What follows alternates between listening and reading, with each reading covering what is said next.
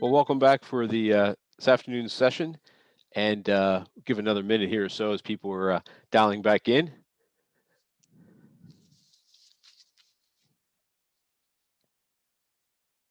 Just to go through some of our announcements. The polls, once again, will be sent out for CE purposes.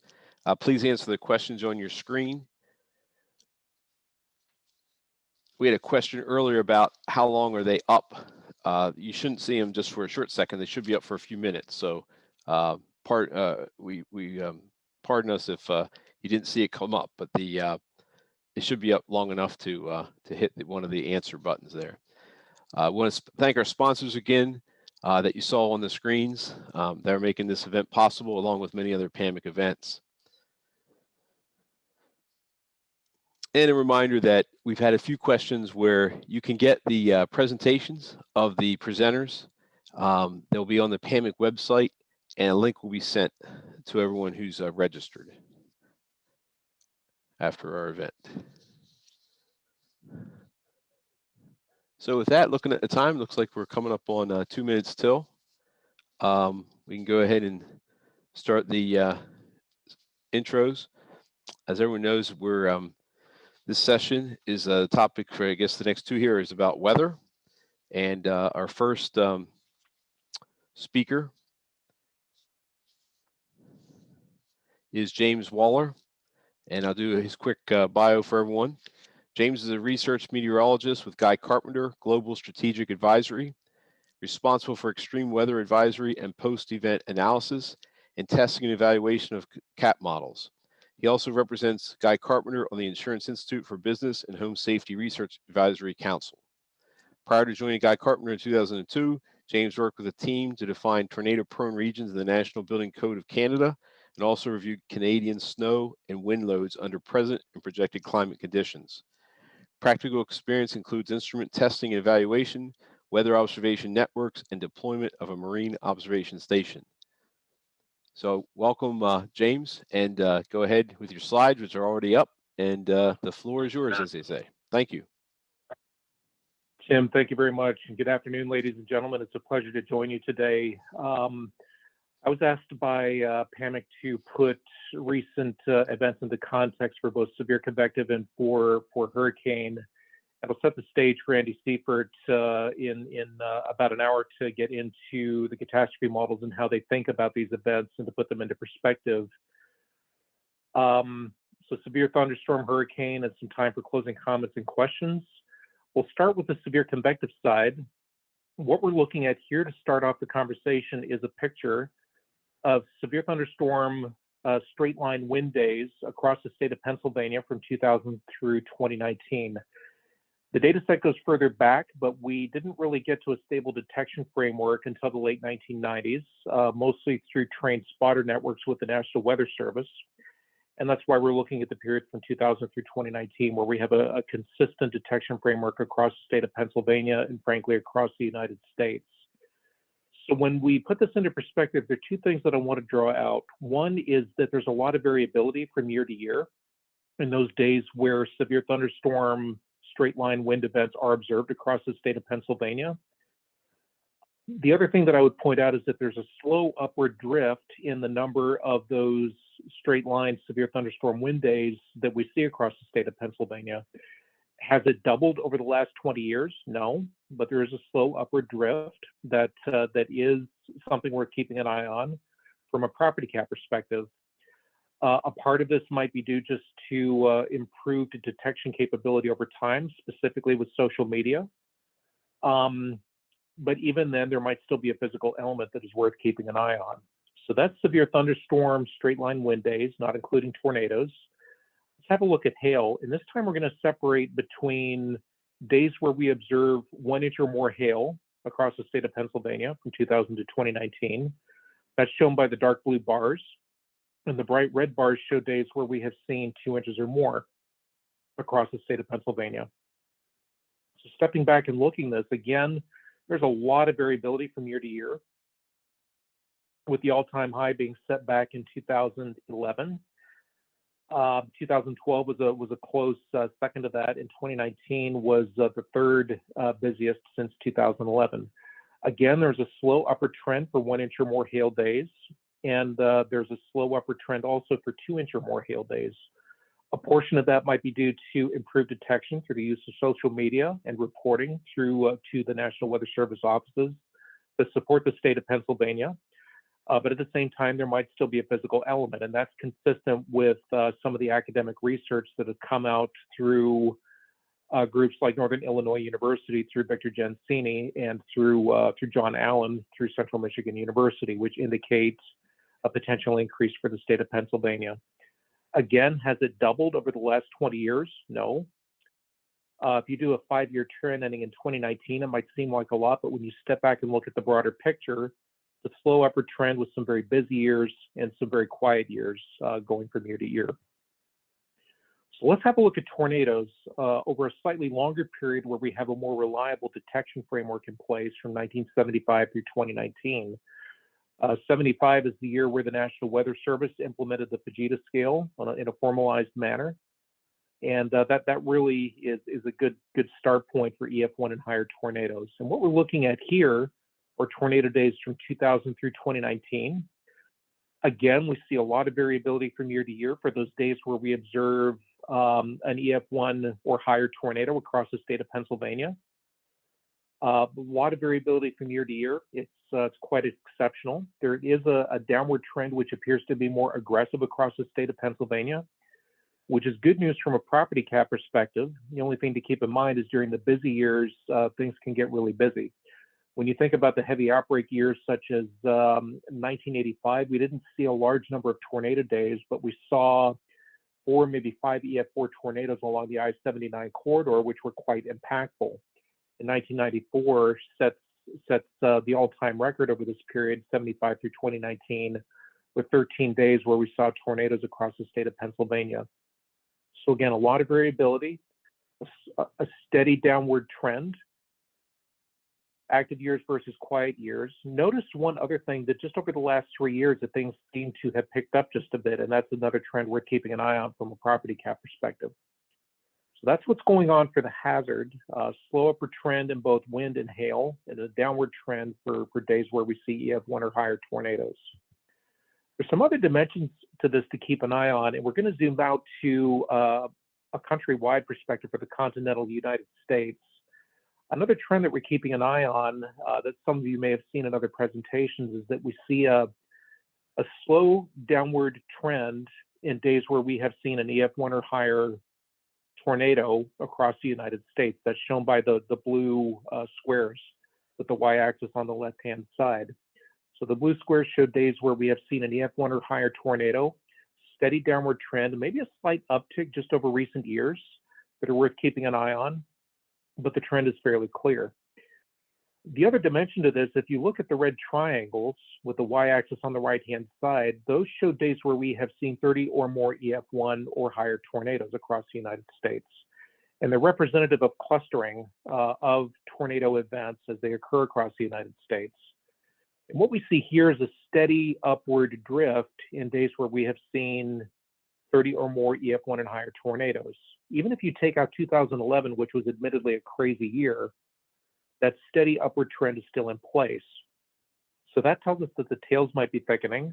We don't really know why, but it's a trend that we are keeping an eye on, one that's of relevance from a property cat perspective, and also maybe one that's of relevance from a strategic planning perspective when you think about this shift on a decadal time scale over the time scale of several decades.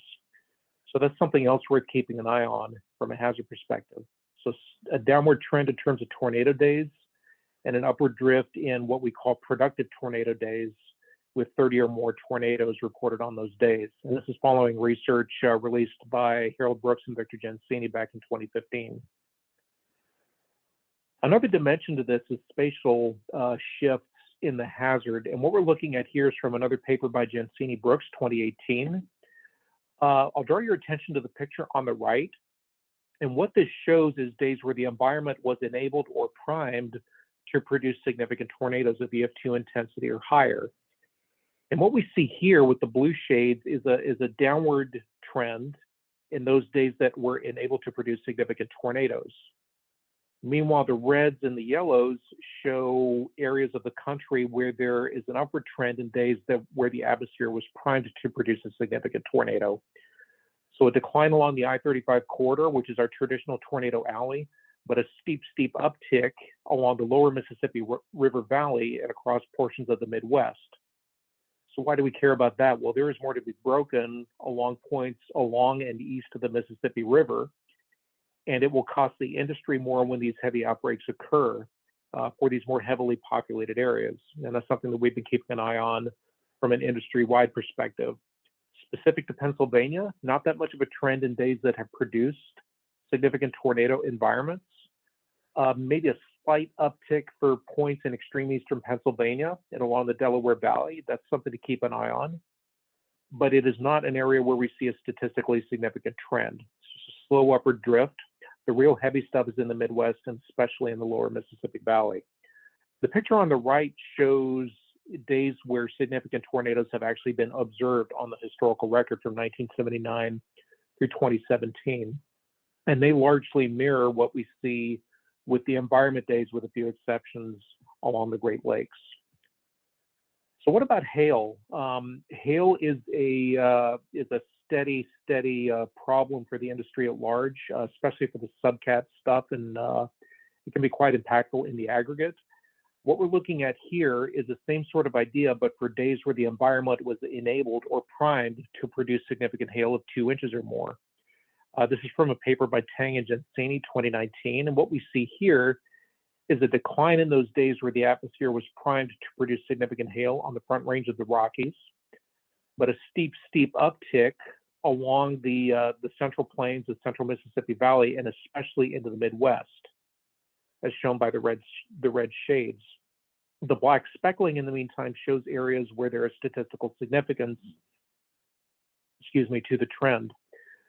So focusing in on the state of Pennsylvania, you see some red on the eastern portion of the state, especially the southeastern Delaware Valley, and especially to the west of the Appalachians along the I-79 corridor, where there are statistically significant slow upward trends in days where the atmosphere was primed or enabled to produce significant hail. The range of values here is really on the order of maybe 2 to 3 days per decade. That's the order of magnitude for the trend, and probably closer to 2 for the state of Pennsylvania. So this is something else that's worth keeping an eye on from a property cat perspective, from an industry perspective, and also from a strategic planning perspective for an individual company, and definitely worth keeping an eye on. So we talked about the hazard. Unequivocally, there's an upward trend in severe convective losses across the country. A portion of that, admittedly, might be due to the hazard and changes in the hazard, both in terms of overall trends, as well as the spatial shifts that we talked about earlier. The other dimension to this is that a portion of it will be influenced by economic factors, along the lines of studies produced by Walker Ashley and Stephen Strader at Villanova University. What we're looking at here to illustrate that point is what we call the bullseye effect, where the reds along the top row show areas of dense urban concentrations of property. The oranges show suburban environments. The gray show rural environments, and the yellow is what's in the middle. And as we look from left to right across this top row, from the 50s to the 2000s to the 2050s, we are projecting that population centers will grow over time. And as they grow over time, the probability of catching a severe thunderstorm event will increase, just due to economic factors alone. The black outline shows a simulation of the Joplin tornado, and it would catch increasingly populated areas over time if you were to replay that event. If you look at the bottom row, that is a footprint of the Chicago environment, showing a gradual expansion over time. And again, over time, as the population center increases and spreads out, the probability of catching a severe thunderstorm event like a tornado or a hail streak or otherwise will gradually increase over time. As a result of that, you will see an increase in risk due to severe thunderstorms due to economic factors alone, regardless of what's happening with the hazard. And that's another important dimension to this. And if you subset this to a company portfolio, the exact same principle plays out, and it's one also to be aware of, along with any climatological shifts in the hazard. So with respect to the catastrophe models, Andy Siffert's going to be talking about the models in greater detail in the second hour of this afternoon's session. But just to put some bookends on this, a catastrophe model can only be so good as the science and engineering knowledge supporting it at a given time. And since the models were last calibrated in 2012, 2013, the state of knowledge around the severe convective threat has shifted and evolved over time over the last 8 years or so. There have also been additional findings in the engineering literature, and we have new claims experience. So our state of knowledge has evolved, and in the meantime, the CAB models really have not kept up. There are other lenses through which you can view risk. A catastrophe model is only one of them. The other dimensions that you might think about are the spatial relativity of severe convective risk, independent of the catastrophe models. There are a number of indices that are available from various vendors on the markets. It's a long list. I'm not going to name them all here. We're looking at Guy Carpenter's view of this on the bottom right-hand side that helps us to differentiate risk on a spatial basis.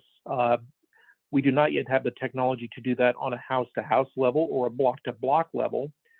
But from clusters of counties, say across the state of Texas or across the state of Pennsylvania, you can get a general idea of where the hot spots and the cold spots are to support portfolio management. The other important dimension of this is claims activity, which is another important lens with which to clear the fog around our view of severe convective risk, and it's another important dimension. And when you look through those three lenses kind of in parallel, it helps to clarify your view and get a sense of where the pain points are and where your way forward might be more clear.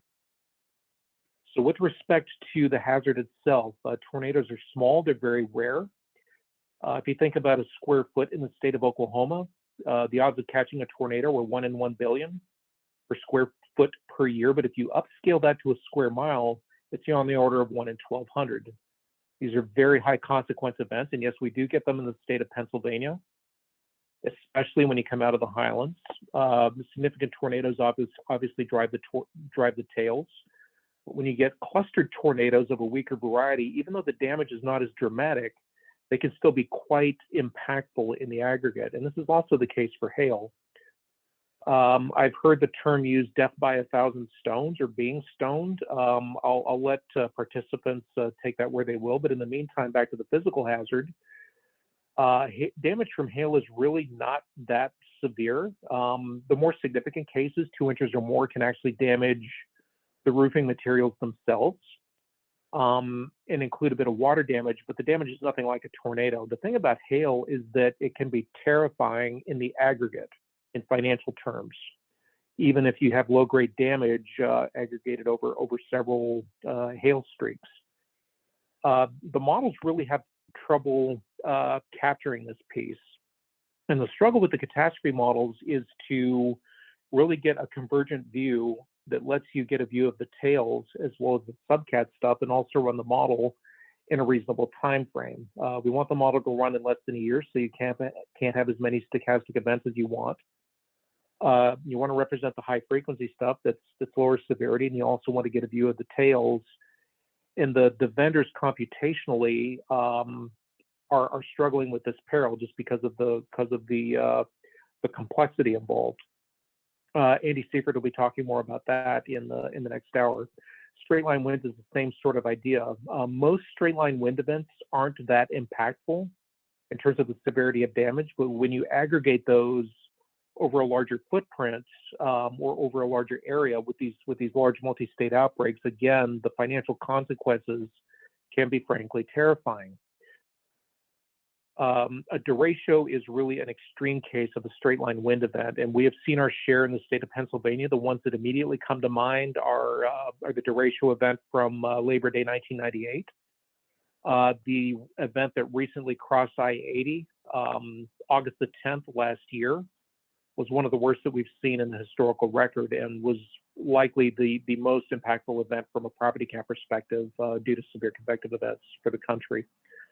Again, severe convective modeling carries a lot of uncertainty, a lot of it driven by the fact that the science and engineering knowledge continues to evolve. It is a less mature science than hurricane or earthquake, and we have a lot to learn.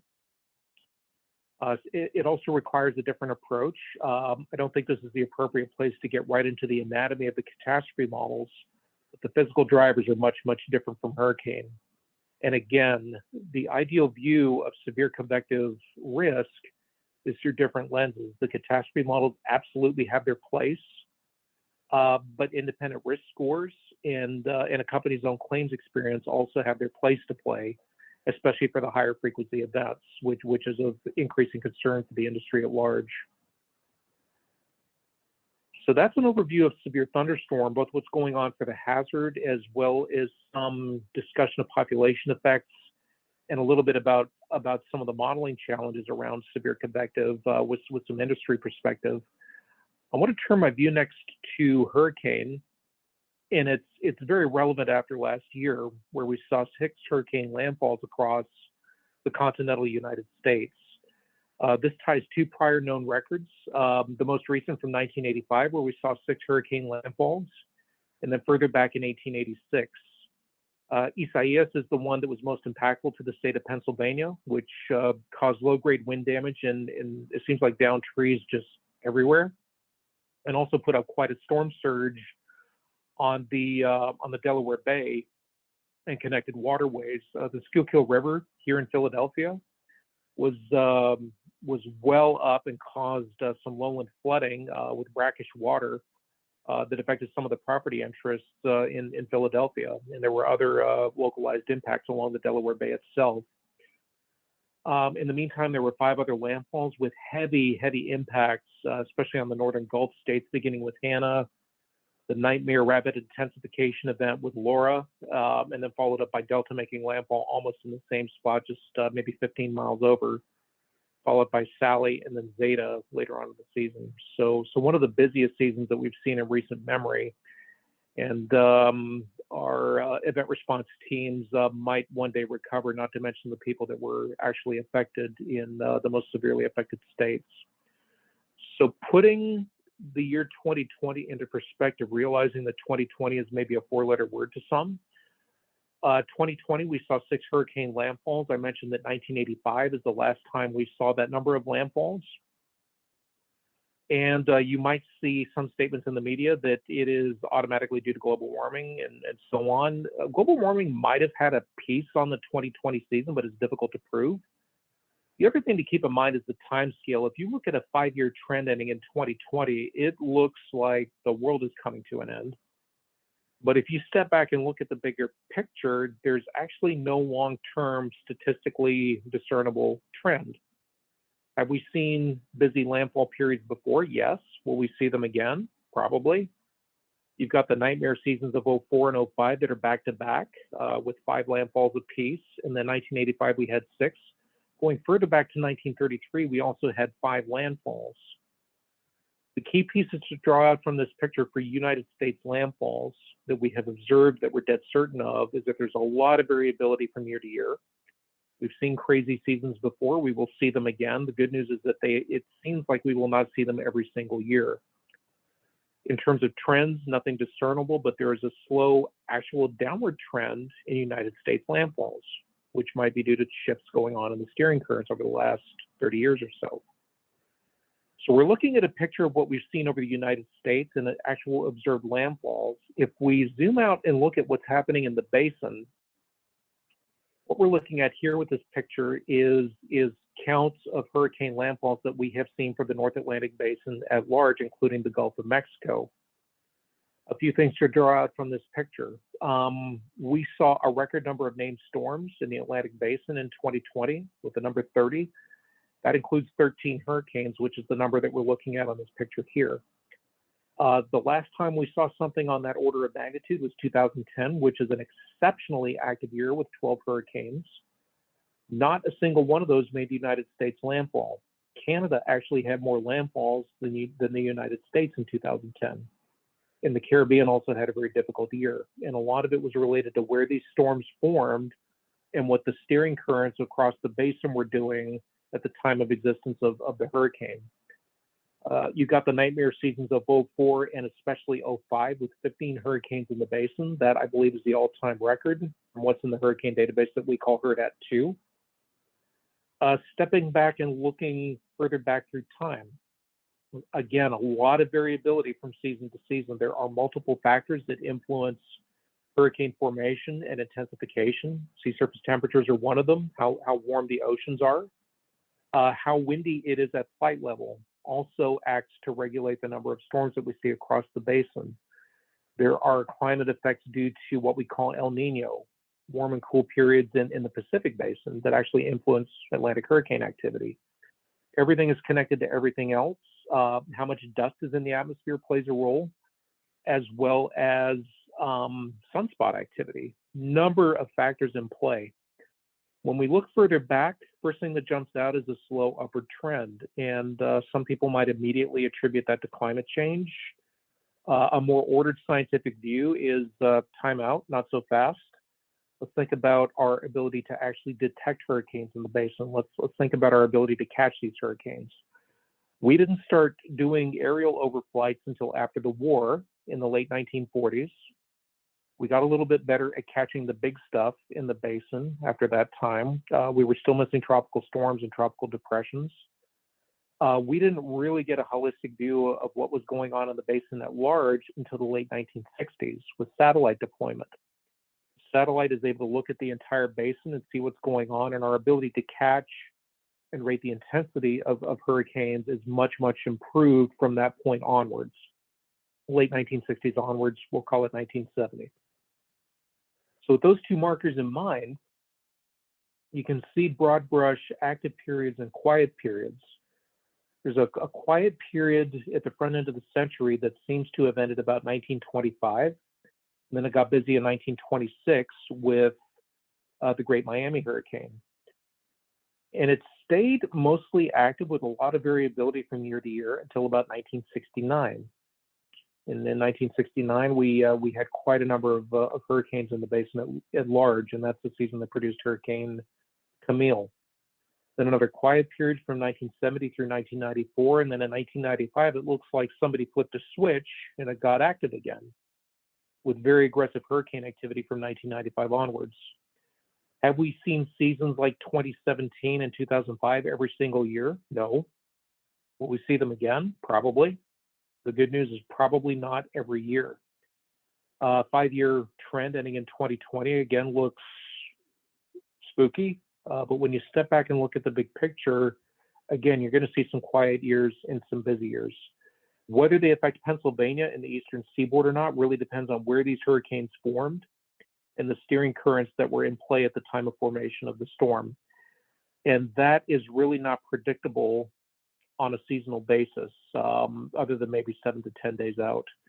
Once you get beyond 7 to 10 days, there's really too much noise in the system to get a good handle on it. There are certain factors you can look at, like ocean temperatures and what El Nino is doing to get some sense of how active the season will be, but those steering currents are related to weather conditions at the time, and it is very difficult to anticipate that on a seasonal basis. Anybody that tries to sell you a seasonal landfall forecast 2 years out, personally, I would laugh at them, and then I would walk away just to settle that one.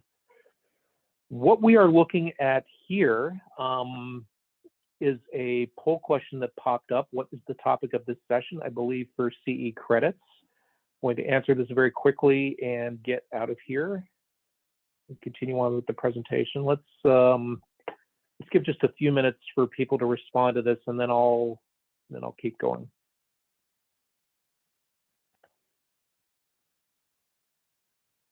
So a poll question: what is the topic of this session? I believe I know what this topic is, and I think if I say what this topic is, people will get angry at me. So I will just be quiet and let people respond.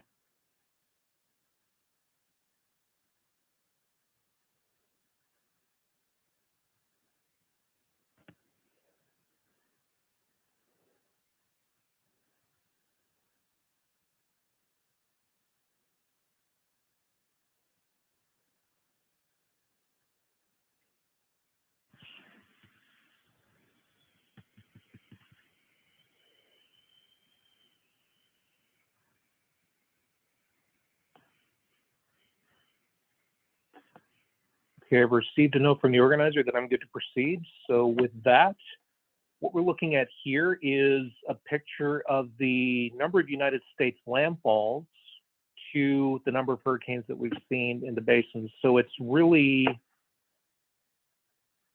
this number divided by this number. And you see the result here. So this is the proportion of the number of storms that make US landfall versus the number of storms that we have actually seen across the basin at large. So I've seen some studies that assume a proportionality between the number of hurricanes in the Atlantic basin versus those that actually make US landfall. And there is a proportionality there, but the error bars around it are something that you could drive a truck through. The range is anywhere between 0 to 86%. The norm is between 20 to 25. Last year, we were up in the 40s. A lot of the storms in the basin actually crossed U.S. territory, which made for very difficult conditions across the U.S. Again, a lot of variability from year to year. One of the highest on record was 1985, which was actually a fairly quiet season, but anything that developed, with the exception of one, hit the U.S. And again, we see a slow downward trend because we're better at catching these hurricanes across the basin. Here's one of my favorite metrics. Those who've heard me speak before will have seen this already, but it doesn't hurt to revisit some of this. The metric of accumulated cyclone energy lumps hurricane counts together with the duration of the storm, as well as its intensity. It's a way of lumping everything together to give you a sense of how aggressive a season is. Technically, it comes from taking the maximum sustained wind reported by the National Hurricane Center, squaring that, adding it up over the life cycle of the storm, and doing that for every storm that affected the basin over the course of the season. So it's a good way of looking holistically at what happened. Again, when you step back and look at this picture, there's a very active period from 1995 through present day. There is an upward trend that is statistically significant, as documented in the academic literature that began from about the 1980s. There were some scientific observational advances that were made in the late 70s that allow us to make that statement. It was really influenced by a quiet period that began in the 1970s and lasted through 1994. Further back, there's evidence of another period from 1926 through 1969, which I mentioned before. It includes storms like the Great Miami Hurricane of 1926. A couple of interesting observations from this picture. We think about 2017 and how active it was, and it was a notable season. It was what we call hyperactive, with a value that exceeded 200. It was on par with 04 and 05, and also 1995. When you look further back, 1933 actually is the highest over this period of record, and it precedes our overflight period. And it was absolutely an impactful season. So the key things to draw out from this picture are that there's a lot of variability from season to season. We've seen seasons like 2017 hyperactive before. We will see them again. 1933 is one of the most active on record, produced very, very aggressive and destructive storms. We have a general active period from 1926 through 1969. And then another quiet period since 73 through 94. If you go prior to 26, it looks like it was quiet again. Putting these pieces together, it looks like there's a slow down and then up and then down and then up cycle over this period of record. A part of it is likely due to natural variability, as documented in some segments of the academic literature. And another piece of it is likely due to warming ocean temperatures, a general warming trend that we have seen across both the Atlantic as well as the Pacific basins. So when you put these pieces together, which one wins out? Well, it's hard to tell. The other piece of it is that aerosol activity might have artificially suppressed hurricane activity from 1970 through 1994.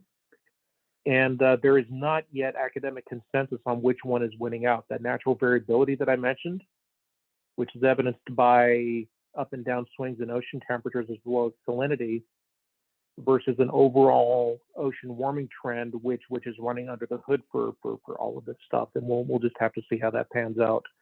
The more conservative view for the time being is that we remain in an active period that began in 1995, and we have not seen evidence in recent years that is going to shut down anytime soon. The other dimension of this and this is a more discernible trend, is that sea levels are unequivocally increasing across the globe. We've seen an increase in sea level on the order of 1 foot at the Battery over the last 100 years, the Battery in New York. Notice that trend is a little bit higher as we get into portions of the Delaware Bay and connected waterways, where there is a lot that is susceptible to coastal flooding and seawater inundation. Sea level rise is something that we have observed, something that we have measured. It's unequivocal. And it is something that also can be quite impactful from a property cat perspective. Even if you write as a wind-only company, but you have exposures that are adjacent to the Delaware Bay and connected waterways, this is absolutely something to keep an eye on, and something that we at Carpenter are keeping a close eye on as well. So what's going on in terms of trends? Just backing up a bit, I've talked about what we've seen, what we've observed, and I want to talk a bit about projections, because that's important from a strategic planning perspective. Our policies and contracts are written on an annual basis, but on a decadal basis, there are some trends that are worth keeping an eye on and worth considering from a strategic planning perspective. So the first point is really what I've said on the last several slides. We have not seen any long-term trends, but we have seen a clear increase since the 1980s and even the 1970s. Looking further back, it's harder to tell. We have not seen any trends holistically for intensity, although it is something that, projecting forward, is something that we need to keep an eye on. As ocean temperatures continue to warm across the globe, that increases the ceiling to which a hurricane can intensify. Does it mean they automatically intensify to that intensity? No, it depends on a number of other factors. But at the core, what this means is that the balance between Cat 1s and 2s versus 3, 4s, and 5s is going to shift to favor the stronger stuff. So think maybe a 10 to 20 mile per hour increase in hurricane wind speed through the 2050s. Why do we care about that? Well, it means that things will break to a greater degree of severity when subjected to hurricanes. And that, from a property cat perspective, is something to be aware of as you're thinking forward decade to decade. We're also keeping an eye on a possible increase in hurricane rainfall intensity. There's some evidence that hurricanes might be slowing down. Some of it might be due to detection issues, but it's still something worth keeping an eye on. And if you're susceptible to inland flood effects, it's something that you need to be aware of. One question that I get a lot is, what about frequency? You would think with warming ocean temperatures that we should automatically see an increase in hurricane frequency. And intuitively, that makes sense. But in the meantime, the Pacific is also warming. And when the Pacific is warmer, especially offshore of South America, it makes it windy at flight level. Well, why do we care about that? Well, when it's windy at flight level, it disrupts the formation of tropical storms and hurricanes, and we see reduced hurricane counts as a result. So warming Atlantic versus warming Pacific, it has competing effects on hurricane frequency. Which one wins out? It's hard to tell. There are other dimensions to this. When we try to expect what hurricane frequency is going to do over the longer term, different modeling approaches can yield very, very volatile and very different results. An example is shown in the picture that you see below at the bottom half of the screen. What we're looking at here with the blue line versus the red line are different expectations of hurricane frequency, and the difference is due to just a switch of how you treat moisture in the model. You have to make some assumptions about how moisture is treated in between the grid cells that make up the model. And when you see this type of volatility just by such a simple switch as this, the best answer when it comes to frequency is we don't know. And it's just something that we'll have to keep an eye on. The scientific knowledge will continue to evolve. And as the scientific consensus develops, hopefully over the coming years, we'll be able to work with some guidance of greater clarity on what to expect for hurricane frequency. But for now, the best answer is we don't know. And there are some regional shifts that might come into play. All of these trends and projections aside, an impactful hurricane we have seen can happen any year, even during a very quiet year. We've seen that with Betsy in 1965, with Andrew in 92. There are other examples, and we need to be ready for the big one, or maybe for the big two for any season. Again, noting that anticipating steering currents is very, very difficult, if not impossible, beyond a 7 to 10 day time frame. And that really is what drives hurricane landfalls. And that's really what we are most concerned about from a property cat perspective. In the meantime, what can we do about it from a practical perspective? Well, one thing to keep in mind is that building codes at a base level are really the minimum structural resilience measures that you want to have in place to keep the structure from falling down on your head. They're meant as life safety measures, and they are not really meant to retain the structure in more robust terms beyond those life and safety measures. It uses what we call a limit states approach that anticipates a certain probability of failure over the time span, the expected time span of the structure. So what we're looking at here is a picture of a house that's been subjected to hurricane wind. A few things that I want to point out. Damage typically starts at the roof for wind. Starts with the shingles and then the roof decking materials. And then you start to see it chip away at the walls once pieces of the roof have been peeled off. You can see some progression and damage on the left-hand side. The one thing I want to draw out here is that the shingles on the front edge of the house and on the extreme right-hand side almost appear to be in pristine condition. But you've got some serious degrees of damage on the extreme left-hand portion of the home and on the left-hand portion of the garage housing. Notice also that the garage door is missing, and it's a mangled heap sitting just out front of the home. And the back edge of the wall of the garage has been completely blown out. So that raises the question, well, what happened here? The roof and the walls on the right-hand side of the home are mostly intact, and you've got serious wreckage on the left-hand side of the home. Well, what happened here is that the garage door failed. It allowed the wind to get inside and pressurize the interior, exerting pressure both on the roof as well as the adjacent walls.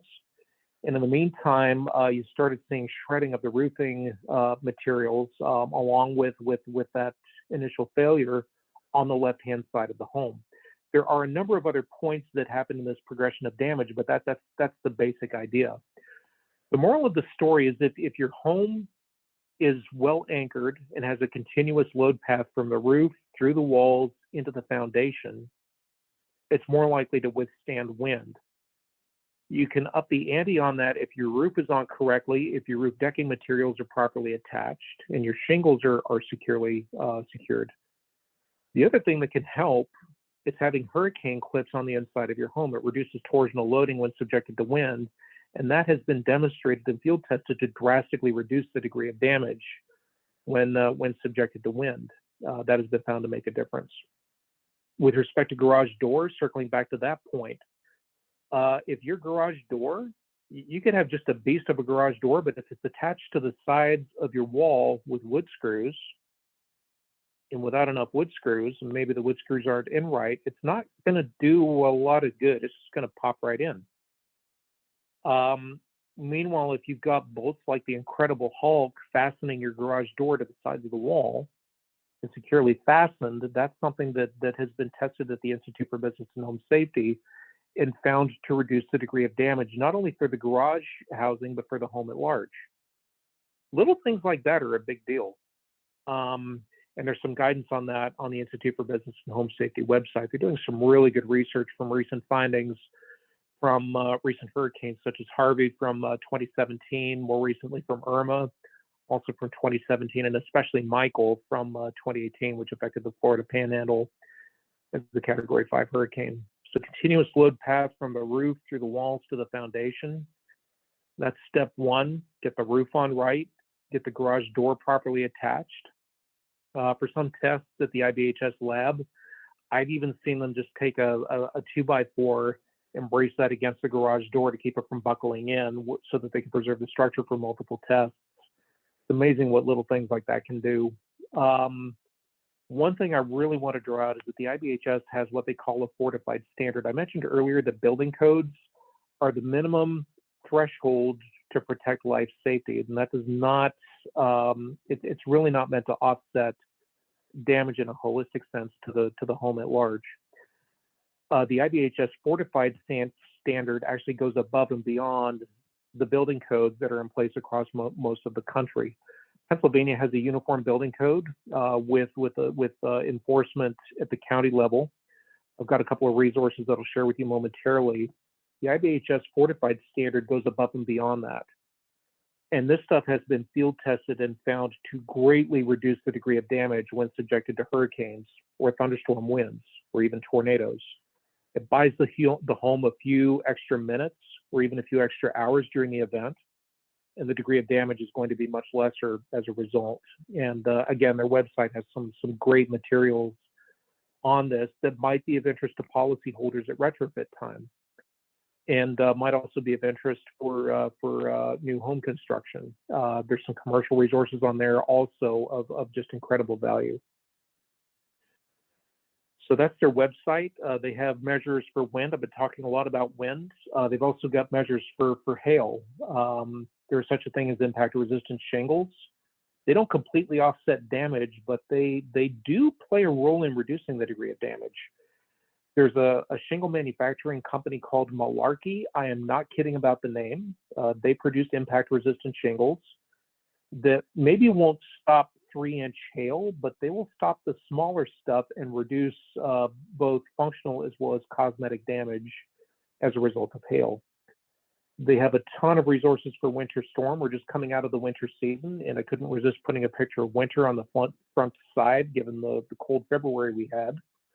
But their winter resources to reduce susceptibility to ice damming, to roof collapse under excessive snow loads, or pipe fracture under excessive cold are quite useful. And they also have measures to offset the degree of risk due to wildfire. For wildfire in particular, these are simple measures that homeowners can take to increase the defensibility of their home and their property under the wildfire threat. Simple things like moving things that can burn away from the side of your house. Firewood, cedar chips along the side of your house, anything that can burn, move it away. Ideally, this is especially true in the state of California. You want to try to build your house out of things that are less likely to burn. And in their lab, they have found that this stuff has greatly reduced the chance of a structure to actually catch fire when subjected to embers. For Pennsylvania, admittedly, that's less of an issue, but we have days that are really warm, really dry, and really windy. We're just coming off of such a period that affected New Jersey, with recent events in northern New Jersey where I believe 26 homes burned. Again, just in this last week, we've seen temperatures not that warm, but exceptionally dry with relative humidities below 20% and really, really windy. And under those conditions, it only takes one cigarette butt to cause a ruckus. And we saw a ruckus with wildfire effects in New Jersey. So those wildfire measures are very much applicable to points east, and not just for California. For those that are interested in digging more into codes and standards across the state of Pennsylvania, there's a link here which goes into much more detail than we really have time for on this session. One thing I want to close with on the resilience measures, this stuff has been field tested and found to make a difference. Those who've been on prior presentations with me will have seen these exhibits before, but it doesn't hurt to cover them again. These are pictures from a post-event assessment conducted by the IBHS following Hurricane Charlie. And what they did was they surveyed a number of homes in Charlotte County in the most severely affected areas, and they looked at the construction date of the home and looked at claims frequency and claims severity from a number of participating carriers in the area.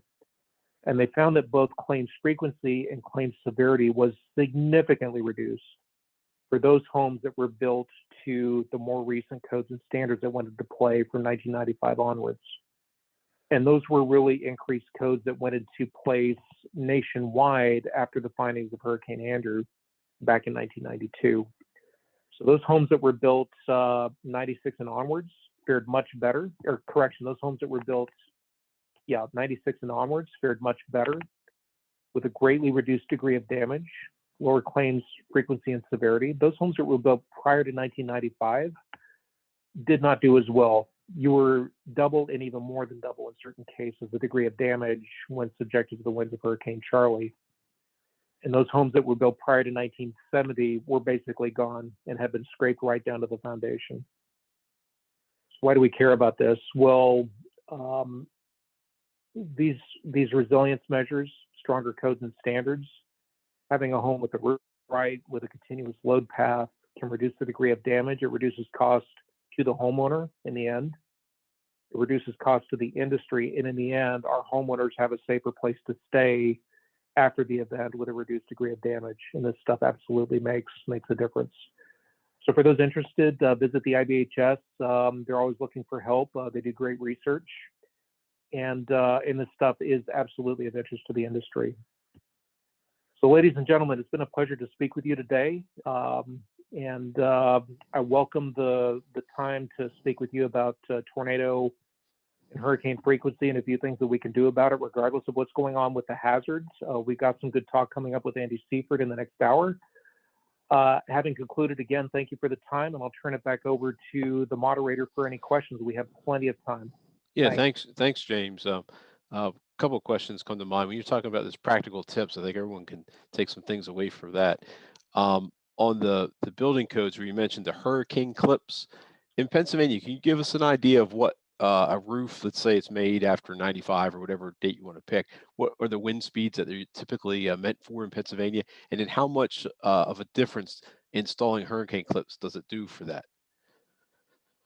I believe that the threshold in the state of Pennsylvania is 90 miles an hour, 3-second gust. I believe that's the case. I would have to double check, but that would be in the right range.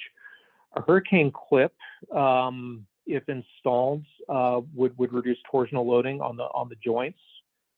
And for some of the heavy wind cases that we've recently seen in the Delaware Valley, that would reduce the degree of damage for affected homes. When you think about the heavy derecho events, especially like the one that we saw Labor Day 1998, it's not gonna offset damage entirely, but your degree of damage is going to be greatly reduced. It's one thing to consider. It may be valuable at retrofit time. It's a good question.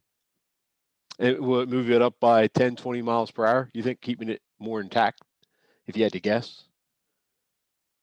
Or it just depends? It would add a good 20 miles an hour. Okay. They've actually mandated the use of hurricane clips in Moore, Oklahoma.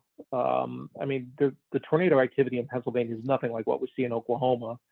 Will that stuff stop an EF5 tornado? No, but the nickel and dime stuff, the EF1s and EF2s that they get like every 20 seconds down there, I'm exaggerating. It has been found to really reduce the degree of damage such that occupants have a functional structure at the end of it where they can live safely. So it's a good point. Okay.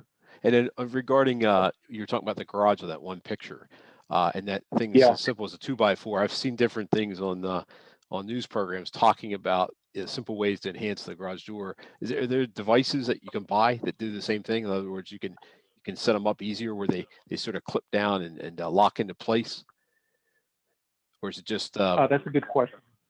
The best guidance is on the IBHS site. Okay. And it's emerging guidance. They're still doing active research in that space.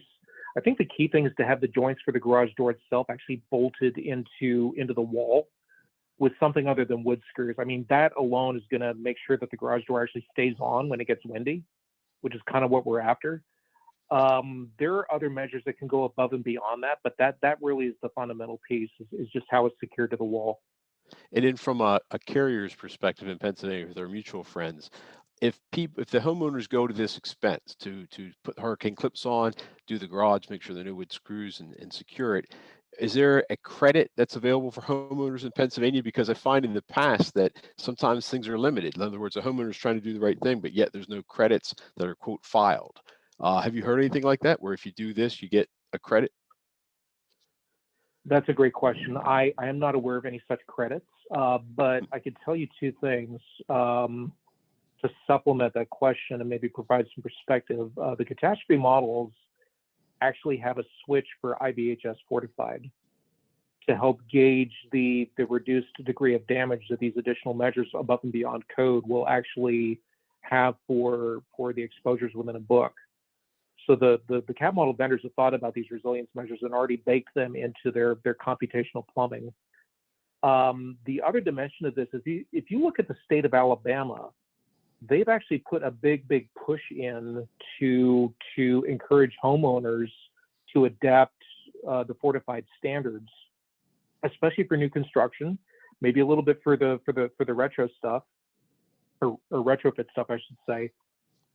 And that model is particularly interesting, and I do believe that there were some credits that were made available to Alabama homeowners for adopting those additional measures, and that information is in the public domain, and it's an interesting model, and maybe worth a look from some of the participants on this call if it's of interest. Thanks, Tim. Sure. I'm looking to see if any other questions will pop up. If anyone has some questions, go ahead and note them now. I had a few others that were jotted down. You mentioned things like sunspots, and probably for us that are not in the meteorology world, we're not really sure what that means, but we hear them in relationship to, I believe, the satellites. It can interfere with, I don't know how they work, or the GPS systems and things like that. Can you explain to us what is a sunspot and how that impacts, frankly, Earth? Yeah, that's a loaded question, Tim, but it's a good one. So the sun puts out radiation, some of which we see as sunlight, some of which is ultraviolet, which can cause skin cancer and that, and some of it's long wave. And each of these frequencies has a tendency to heat the Earth, to heat the oceans. It's a part of the overall Earth climate system. As part of the sun's regular output, there are some up-down cycles that we see in that output. And when the sun is actually putting out energy more aggressively, less of that energy shows up in the visible spectrum. It actually shows up in the ultraviolet spectrum. So it shows up as like a dark spot when you look at it with the right lens. I mean, you don't want to look at it with the human eye, but our sensors can detect these things. So why do we care about that? Well, when the sun is putting stuff out more aggressively, the oceans are going to get warmer, and that has a connection to hurricane activity, which is fascinating. There's a guy named Rob Hodges that broke that connection about 10 years ago. And to your point, those periods where the sun is just acting more aggressively, that electromagnetic amplification can actually cause disruption to our satellites and certainly to communications and even power systems. We saw some examples of that in the early 1980s and quite regularly. So there's a lot going on there, but there is a slight connection to hurricane activity. The primary drivers really are how warm the oceans are and how windy it is at flight level. And a part of that is regulated by what's going on in the Pacific. Those are the two big things that regulate hurricane frequency and severity. And they give us some sense of how active the season is going to be. Those are really the top two. And then dust, sunspot activity, and a handful of other factors are kind of second tier to those top two that I mentioned. That's a great question, Tim. And maybe a long-winded answer, but hopefully no, thanks. Just trying to. It's been a long time since a science class, so thank you for that. I'll be able to answer my 12-year-old's science question one of these days. I don't see any other questions in here. I had another one jotted down. You were talking about the hurricane predictions. This is one of my favorites.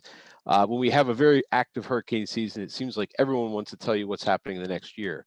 And University of Colorado, I think, is one of those places that likes to do those predictions. So not too distant past, we had a very active year. It might have been 2017 that you mentioned. And guess what? They come out and say next year is going to be worse. If I recall correctly, we had nothing that year, close to nothing.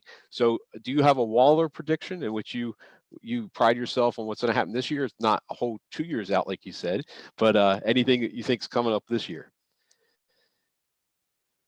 For this year, some things to keep an eye on are how warm the oceans are, and they are trending above average in the Atlantic Basin.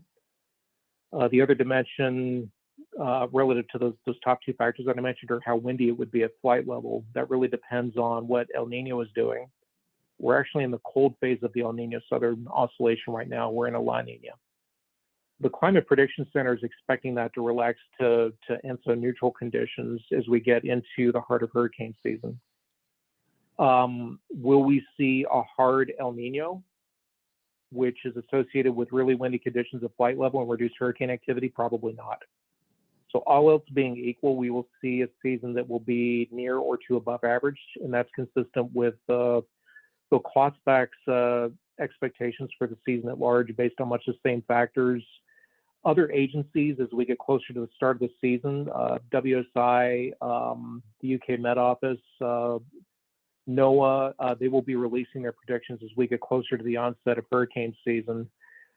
The reason that some of them wait a bit longer is because we have a better idea of where the goalposts are in the fog as we get closer to hurricane season.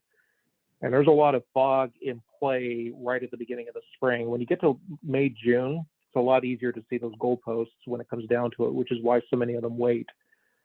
So Colorado State and the other agencies, they issue their seasonal outlooks. They tell you how busy the basin is going to be. And it's important to separate that from how many landfalls we might expect, which really depend on weather patterns at the time. And that is really, really hard to pin down more than 7 to 10 days out. We need to be ready for the big one any season or even the big two. Great question, Tim. Thanks. Okay, great.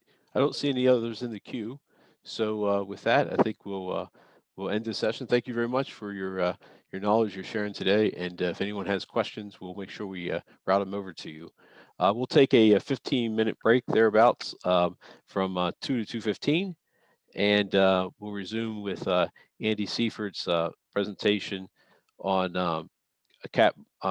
Let's see, I got the right one here. Yes, on the CAP modeling, and we'll log back in at that time.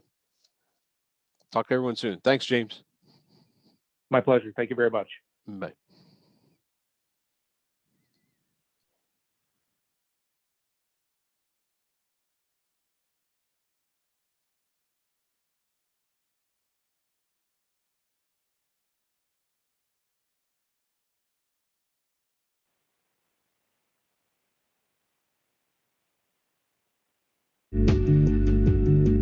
Westmont Associates is an insurance consulting firm. If it involves insurance, Westmont can handle it. We have the ability to understand what our clients want to do, take their innovative and creative ideas and turn them into something that a state regulator can understand and work with. We have global clients, we have local clients, but we strive to make each client feel like they're our only client.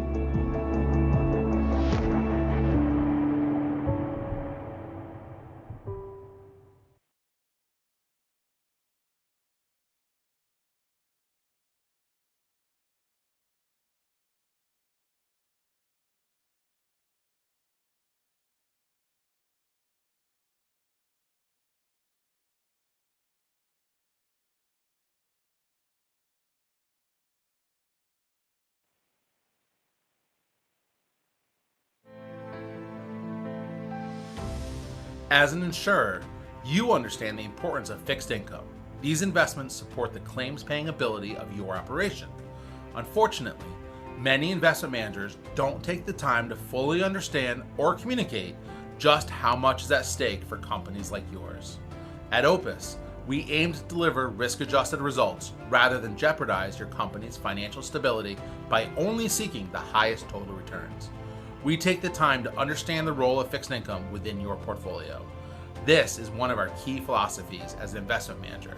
This strategy allows us to build a pragmatic approach to risk, a process that plays to the strengths of our investment team while remaining in tune with you, the client. Don't roll the dice. Contact me to learn more about our risk management strategies and schedule a portfolio review. I look forward to hearing from you.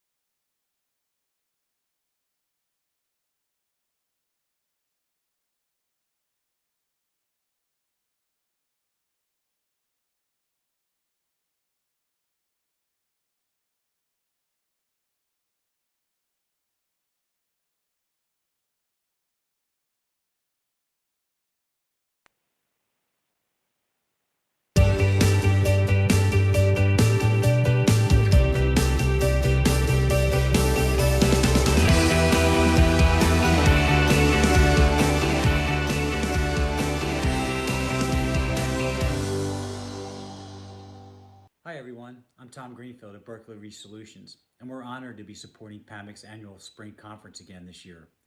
And in fact, we've been proud PAMIC members for over 20 years now. PAMIC means a lot to us. We've always benefited from PAMIC's educational events and very much appreciate their strong advocacy actions. However, it is the fabulous networking opportunities that allow us to connect with all the new friends alike. We look forward to doing all of this in person again real soon. You probably already know that Berkeley Reach Solutions supports casualty treaties and programs. We also develop custom turnkey reinsurance solutions. We invite you to check out our newest turnkey programs, which were designed with carriers from across the country. First, workplace violence coverage for commercial insureds, and second, violent event protection for homeowners. Information on both can be found in our website at www.berkeleyre.com/solutions. Please reach out to us for further information, and please enjoy the conference.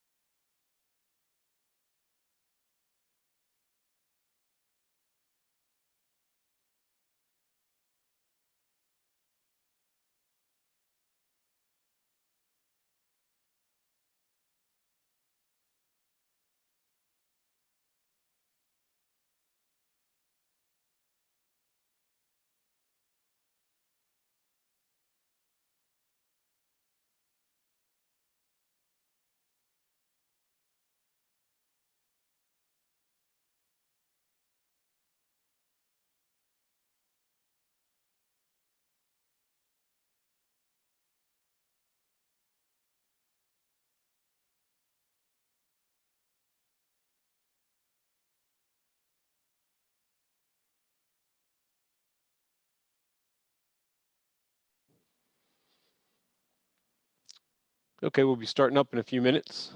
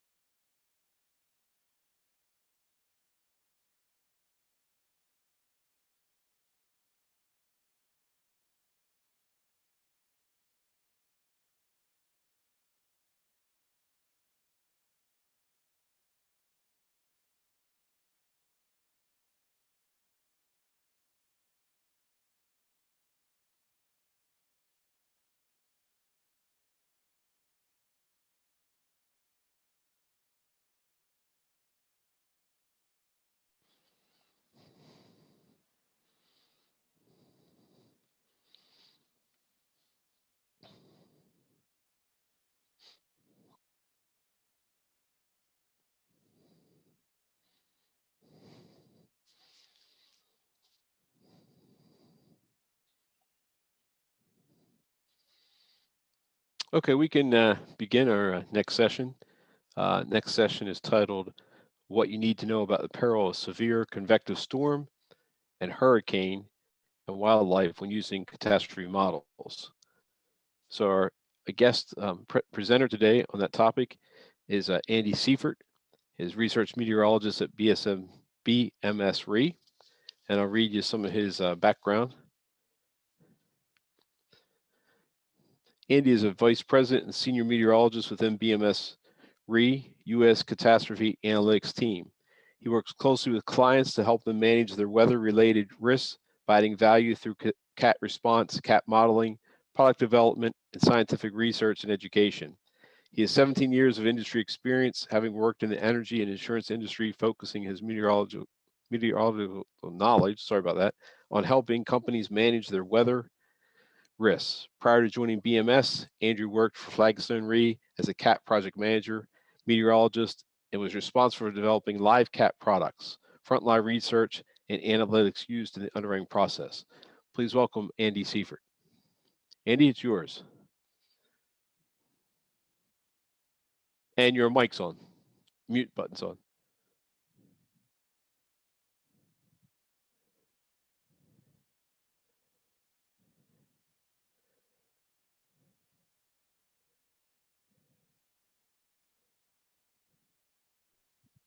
Sorry about that technical difficulty. There you go.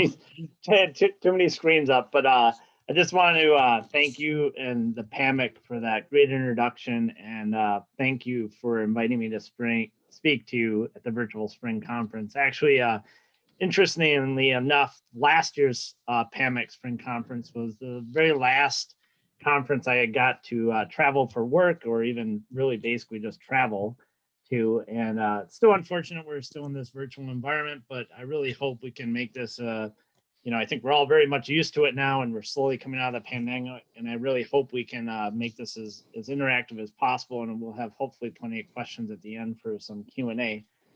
And I also want to thank James for that great introduction on some of the nuances of observational data that play such an important role in catastrophe models and how they're developed, and the resiliency efforts that are actually going into some of the catastrophe risk model output. But before we kind of start, let me just tell you a little bit about BMS. BMS is a dynamic global broker that provides specialists in insurance, reinsurance, and capital market advisory services. And I kind of think I'm going to take the role as a specialist in catastrophe risk modeling and thought leadership and education. And it's one of my roles as a broker to educate mutual insurance companies and organizations about the roles of catastrophe risk models and how, the nuances within those models. And that's really one of the learning objectives we're going to talk about today is really we're going to talk a little bit about the aspects of how catastrophe models work. This might be something that you already know about, but it'll be a great refresher regardless. We're going to talk a little bit about how they're built, and then some of the nuances and challenges of modeling perils like severe weather. And then we're really going to dive into kind of the performance of and take a look at severe weather and example of how well catastrophe models actually perform in terms of loss. Then we're going to kind of switch gears a little bit, but talk about wildfire modeling and the new frontier that's actually occurring. So our general agenda is a background and who doesn't like a history lesson in catastrophe risk models, the process around CAT models, the applications, some of the challenges of CAT modeling, and then, like I said, dive into some of the performance aspects of catastrophe risk modeling and how you can kind of evaluate them, and then kind of switch gears a little bit to the wildfire aspect. So first, that history lesson, who doesn't like a good history lesson? Let's dive into the history of catastrophe risk models. So you might be saying like, well, what is a CAT model? I mean, come on. Well, I got news for you. It's not this, right? My CAT wouldn't even allow me to put coals on it, but the CAT modeling that we're actually dealing with here is actually the idea of computer assisted calculations to estimate losses that could be sustained due to a very large catastrophic event, such as a hurricane or earthquake, or the aggregated of aspects of these over a given season or a time period. Catastrophe models are really the confluence of the science, the engineering, the meteorology, seismology, hydrology. A lot of the things even James talked about all are fed into these computer calculated programs or software to help us better understand risk. And we use them in a lot of different variety of ways, right? So why are we using these? Well, we don't have a lot of historical loss experience to reflect catastrophic loss potential on observed data, right? So we need to simulate thousands of years to generate, ideas of what to expect in terms of catastrophic losses. We use CAT models to actually help capture some of the very scientific aspects of the data that James was even talking about, the engineering, the resiliency efforts, and then the insurance expertise as well, right? The actuarial side of things all go within a catastrophe risk model. And we need to use catastrophe risk models to help us define individual characteristics of not only a given property, like a property of a structure, a wood frame structure is going to perform much differently than a concrete reinforced structure, but companies as well. Like every company has kind of their target audience. One church might be writing, a church mutual might be just focusing in on churches, which is going to perform and potentially be a much different idea of risk than a residential book of business, for example. We're going to dive through a bunch of underwriting examples, but I always kind of view like we use catastrophe risk models as that currency. It's the base currency to understanding risk. So as I mentioned, there's in these individual risk characteristics or different portfolios, one, and they're defined by like where you write and the types of hazards that are in those geographic specific areas and the types of risks that make up those geographic areas. And the idea of a catastrophe risk model is really provide that currency and to differentiate one portfolio of business from another. Like the church business with a residential structure is going to have a different currency. And that's ultimately the goal of a catastrophe risk model, is to provide that currency and the industry standard across what we view as risk. Now, there's a lot of technological advances that are occurring, and we know that data is the new gold, right? There's more and more data and more complex calculations that can be used to understand potential loss. And we're seeing more and more model vendors become available to take different points of view, as you know, we were talking about climate change and these sorts of things. So CAT models are used in a variety of different ways. But in terms of history, you know, the role of a property actuary is used to understand historical loss experience to project future losses for that firm. But the majority of catastrophe losses happen infrequently. That's the definition of a extreme event, right? Something that doesn't happen very often is extreme by definition, and you need a longer period of time. But we don't necessarily have that in our historical record, and there's a lot of nuances within our historical record, as James pointed out. So really not enough historical experience to provide these reliable future projections of loss is why we have catastrophe risk models. And it really all started in the 1980s, right? Really with the computational power, right? It really wasn't until the 1980s that we had the, you know, the feasibility to get our hands on, or, you know, the general public to get our hands on computational power to simulate thousands and thousands of years of, you know, catastrophic events to get an idea of what the frequency might be. And along with that, we had some pretty devastating catastrophes that kind of allowed for not only better claims data, but a greater need to understand how often these types of events will occur, such as Hugo and Andrew.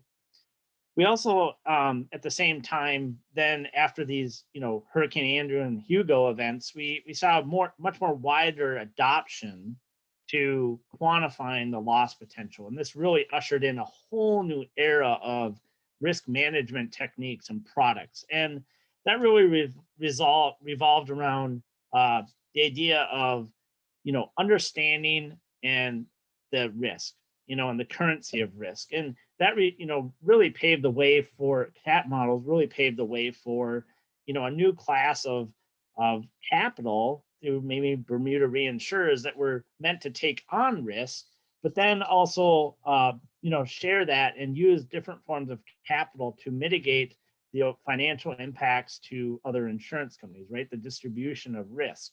And the CAT models ultimately provided that currency. It also aided in many, CAT models also helped aid in many different types of risk transfer products, right? This is when some of the very first CAT bonds came about, or industry loss warranties. At the same time, we also saw in parallel with catastrophic events, we also saw like the Florida Hurricane Catastrophe Fund or the California Earthquake Authority come about, or even, you know, after Hurricane Iniki in '92 with Hawaii Hurricane Relief Fund, we saw different ways of managing CAT risk at a state level. And all this resulted in catastrophe risk models helping in potentially depopulating those wind pools, or putting a more robust idea of what the price of risk should be. And as a result of that, we also saw at the same time the Hurricane Commission on Hurricane Loss Projection Methodology, where you have a group of people and scientists come together to certify a model, whether it's, you know, acceptable to be used in that state. And this has kind of led into and just snowballed, right? I mean, we're using more and more catastrophe risk models now because, you know, as some of the aspects James talked about, we're getting much more, we're getting much better data. We're getting much more capabilities in terms of computing power, and we're starting to own our own risk, right? We want to take and do sensitivity analysis. We want to calibrate our model. We have better claims data than we ever have. And with that data, we want to, with that data, the model vendors are understanding this, and they're opening up different features of these catastrophe risk models to help adjust vulnerability damage ratios. So as James is talking about with the garage door failing, right? Okay, well, this is a vulnerability that is, potentially potentially adjustable within the catastrophe risk model if you feel you are now underwriting to a better guidelines of how to secure that garage door using, instead of wood screws, more secure bracing type of system.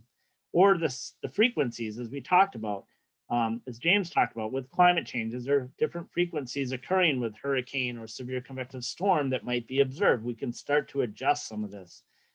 We're seeing modeling companies like Karen Clark and Company come up with bespoke models to help us understand real-time events, right? And we know catastrophe risk models are really not meant to model kind of that real-time event, but we're seeing more and more development around the idea that we can customize that event set for something that's occurring right now and get a much better picture of what's occurring right now.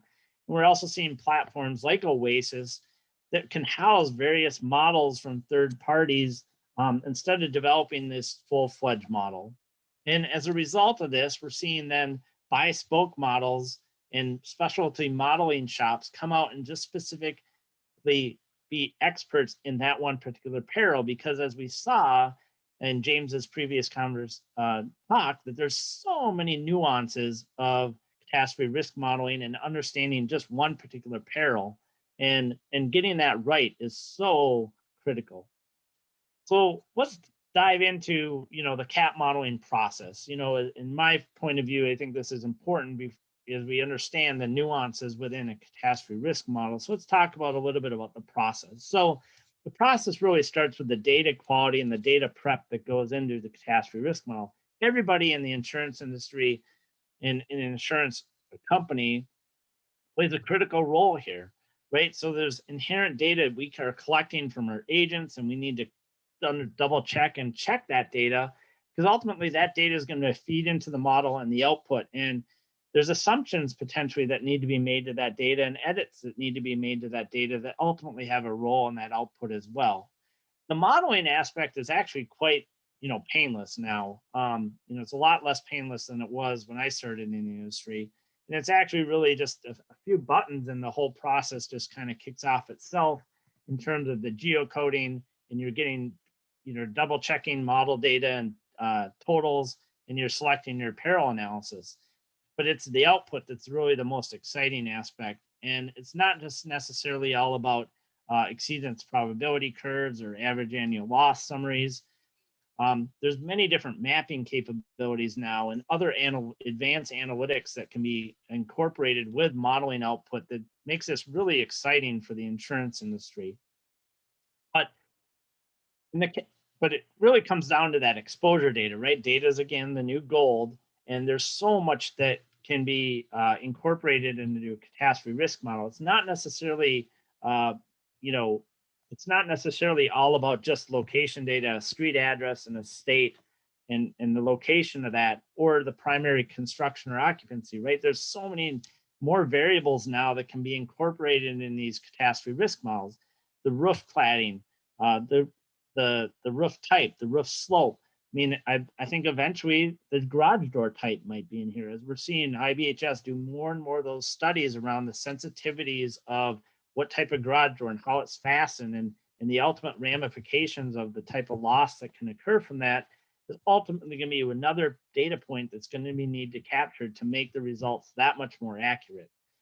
It's not necessarily about property characteristics, right? The data fields that can go in for reporting purposes, such as agent or underwriter, right? We can start to say, well, do we see a trend in the loss analysis of higher losses from this particular agent or this particular underwriter? All this becomes very important in the overall data that feeds into a catastrophe risk model. Now, once the data is into the catastrophe risk model, we start to dive into the event statistics or stochastic event module. That's the very first part of the 4 modules I feel make up a catastrophe model. There's the database, which is basically a database of stochastic events that represent likely events that could happen based on kind of our historical reputation, but we just don't have enough events. I mean, we just saw from James's talk, there's only so many hurricane events that have made landfall, and there's many gaps in that historical record. So the stochastic event module fills those gaps. There's then the hazard module that determines the intensity of each one of those stochastic events at a particular location, but it's not just about the events, but it's also about the distance to coast. Maybe it might be about, for earthquake modeling, it might be the liquefaction or the soil type. For hydrology, it's the elevation. Then what we need the other module that's very important within a CAT model is the vulnerability aspect, right? The calculation of that mean damage ratio and the coefficient of variation that is basically produces the loss on a particular property. As we mentioned, a wood frame building is going to particularly be more vulnerable in a windstorm than a brick building. That's the vulnerability module, incorporating that garage door construction and how the garage door is secured. That might be part of the vulnerability module. And then you have the financial module, that translates the expected physical damage into that monetary loss. And this then feeds into the different financials perspectives, how's the deductible come into play, and the other reinsurance treaty applications. So now that we have a little bit of background around the catastrophe risk model, let's talk about some of the business applications that are, part of catastrophe risk modeling. And I feel this is just the tip of the iceberg. And there's, kind of 5 in general, but it's, all about underwriting, decision support, accumulation management, risk transfer, contract design, strategic growth opportunities, real-time event analytics. These are just the tip of the iceberg, and we don't have enough time to talk about them all, but let me walk through a couple of examples here. So we think about CAT model, you might just think mostly for reinsurance purposes or portfolio, type metrics, but really it can come down to the underwriting support before you even start to bring it into your portfolio. Distance to coast, distance to fault. Do you have specific underwriting guidelines that require you to adhere to, these to adhere to, so you don't run into problems of, higher than expected losses. The CAT model is a great tool just to kind of quality control that flow if you can run individual locations through the model, before it even goes into like kind of a portfolio and you decide to underwrite the risk. There's on the other underwriting side of support is, the price, right? Are you getting the right amount of premium for that policy, right? I mean, there's basically a CAT load, and the loss component or the amount of premium is adequate due to the overall expected loss of that given location or the portfolio. You also need to kind of look at the subtle, because we don't have a lot of great loss data, the CAT models are used to kind of substitute the lack of that incredible loss experience, right? And that's where, ultimately helps define that overall price of risk and really understanding that, the potential size of losses that can occur out in the tails or in the near term. On the accumulation management side, I mean, it's a great tool. I mean, there's one way of kind of just looking at a map and saying, okay, well, I'm red here and I'm green here, and that means, I'm obviously have more risk in the city areas, but there's different metrics that can be run within a catastrophe risk model to help understand this. So, maybe it's a aggregation or a ring analysis over a grid that can allow you to better understand concentrations. It allows basically to set what you're comfortable with in terms of those maximum risk accumulation areas. It could be just a geographic analysis, so maybe along the coastline here, where you're comfortable with a certain 100-year loss level, and you want to manage to a particular loss level along the U.S. coastline in terms of a portfolio. So there's many ways to use CAT model for accumulation risk management. Now we talked about and we do just get a question here, and I'll just maybe pause for a second to let you answer that. but hopefully you answered the question properly. But I think we had enough time to answer that, so I'll just kind of carry on here in the interest of time. But basically, the next thing a catastrophe risk model is really was really actually intended to, in the first purpose, was really that contract design. You know, the idea of informing a reinsurance program, taking the modeled losses to determine basically the total amount of coverage you might need. What is the expected loss, you know, at given return exceedance return intervals or return periods. And this can convey into like the type of structure you're going to need. Is it a CAT XOL program or aggregate or a quota share type program? And really basically sets that market price, the rate on line of what you might need to be charged for a particular, you know, portfolio of business to the reinsurance world or the ILS world. The other thing catastrophe risk models be used for is growth and strategic optimization, right? I mean, we're all looking to be profitable. We all want to be profitable as businesses in the insurance industry. We don't want to lose money, but you want to be profitable. So how can you do that? You can utilize a CAT model to help understand, you know, and identify areas where there's maybe a low PML or probable maximum loss potential with higher profit. And this is just an example of, you know, a map where the red is not profitable and the green is profitable. And you want to basically then take and show this to your marketing managers to say, okay, well, we want to target agents that can, you know, target more of the green areas. And in the red areas, we want to kind of limit our marketing and slower growth and shrink that policy count. So these red areas now turn into green areas, right?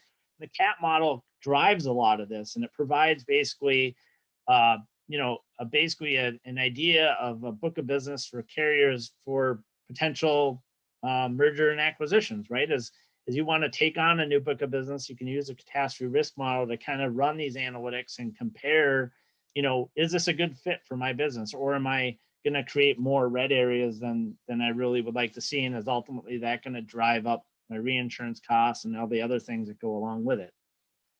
The real-time event analytics is important. Now, a catastrophe risk model isn't necessarily built for this in terms of what is a real-time event, but they can be quite helpful in the projection of the number of risks or policies impacted, at least giving you a general area of impacted from a particular event.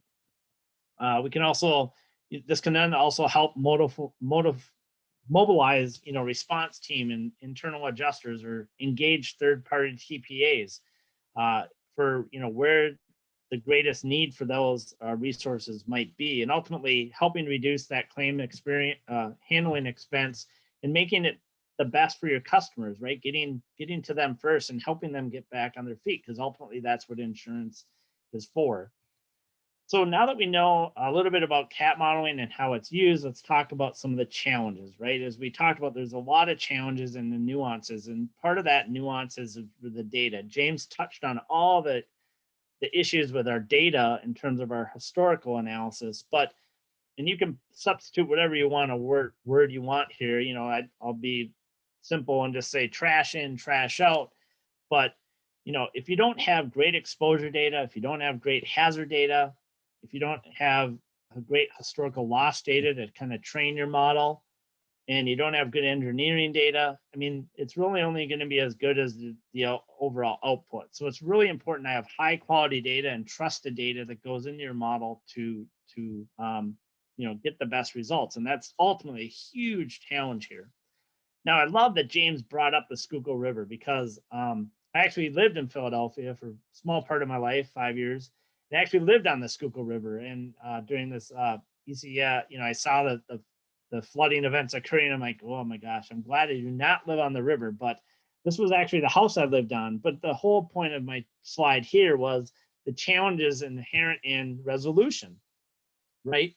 And the geocode, in the sense that we have, you know, I know exactly where this house is, where I live, but ultimately, this is the geocoding locations of these particular different applications of, and they didn't even get the house right. And I know this house is actually 7 feet above the overall floodplain. And when you think about flood, that's a high resolution model, and you need accuracy, right? But for wind, the accuracy, is also important, maybe not to the same degree as flood. So do you have sufficient resolution plays a very important role in, the accuracy and some of the challenges within the model, because we're dealing with sometimes, really finite types of the perils. And even for wind, as James pointed out, like, wind vortices around a particular building can be influenced by other buildings, right? So the data location and sufficient resolution play a pretty big role, and the challenges are definitely inherent in catastrophe risk modeling. Now, the challenges in another challenge is loss amplification, right? So I think for the most part, catastrophe models, do a fairly decent job, for the basic loss calculations at a given property. When you think about then all the other aspects that can add on to that loss, I mean, we just went through one of the largest periods where lumber prices were sky high. I mean, the price of a 2x4 or a sheet of OBS plywood was double what it was last spring. And these factors are really hard to factor into a CAT model. And it's been abundantly clear that after a catastrophic event, there's so many of these types of factors that play into the ultimate loss. And that's really hard to adjust for in the overall catastrophe loss model output in inherently after an event, or even in the future of what you might expect future losses to be. And all this then leads to uncertainty, right? The understanding of uncertainty around the model parameters and their impact on the loss. And some parameters are pretty well estimated, but others are pretty poorly understood. And James touched on some of that. I've already touched on some of those different parameters that are ultimately important, but there's still a lot of uncertainty that can go into that, right? Even the claims data. Do we have a sufficient claims data and detailed claims data to say, well, was it the garage door that failed on that particular house causing that loss? That's critical claims information that probably isn't necessarily captured. And there's uncertainties just in the loss in terms of short and long-term return periods that provide challenges. And just the uncertainty just around hazard itself, and the quantification of uncertainty is still there's uncertainty around that itself within the catastrophe risk model.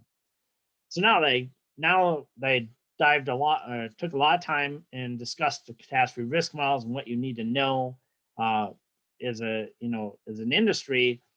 How well do they perform, right? That's ultimately one thing we want to focus in on. And I'm going to give a couple of examples here. And I often do want to, if I were in the audience, I'd say, okay, raise a hand if you've actually done a loss analysis of your particular portfolio from a CAT model standpoint of the output. And most might actually probably wouldn't raise their hand, right? And in fact, we don't actually probably take the time enough to understand the model performance. We just kind of say, okay, well, it's a new year, it's a new book of business, and there's so many moving parts. We'll just kind of move forward with things. But I think we do actually evaluate the science behind the models, and James touched on some of that, and whether the science is right or wrong, or how the science is changing. But do we really focus in on how the losses are being done? And there's a few ways you can do this. You can benchmark it against a historical event like a hurricane. You can benchmark it against a certain return period type of event. And then you can look at kind of the total accumulated losses over a time. So it's kind of given a couple examples here.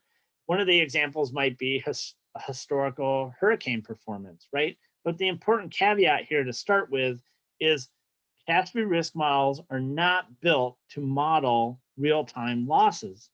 They're built to understand kind of the range of losses that can occur over a given period of time.